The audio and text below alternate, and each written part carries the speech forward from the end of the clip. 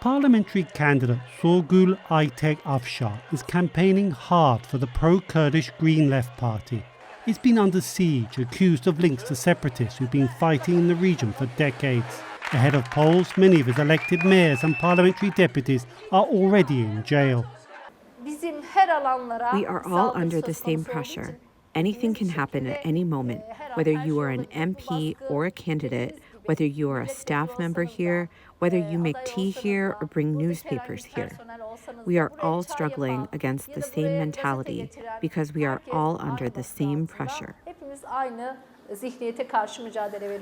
Last month, the legal crackdown extended to the region's independent media. Mesopotamia news agency is short-staffed after its editor and several journalists were detained under anti-terror legislation. They are accused of membership in an illegal organization, but they cannot find any concrete evidence to establish any connection to membership in an illegal organization.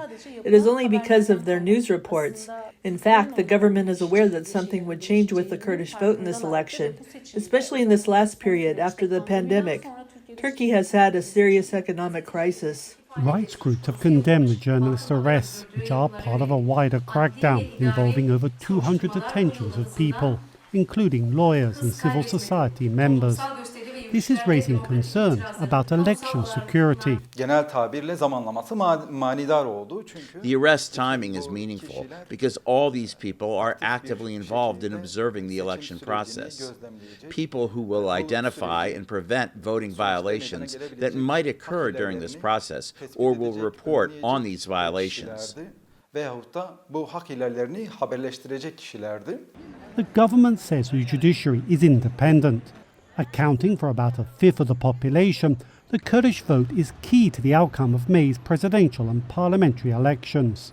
This is especially so as the pro-Kurdish Green Left Party is now supporting Kemal Kılıçdaroğlu against incumbent President Recep Tayyip Erdogan. With Kılıçdaroğlu vowing to free imprisoned Kurdish politicians and constitutional reform, the elections offers an opportunity for fundamental change. This is actually a historic election, and it coincides with the country's republic entering its second century. We want it to be a democratic beginning, replacing an old rigid system without respect to human rights, with a constitution that is inclusive, democratic, and for freedoms. Given the high stakes, campaigning is intensifying with only days left before an election that many see as key to the country's future. Dorian Jones for VOA News, Diyarbakir.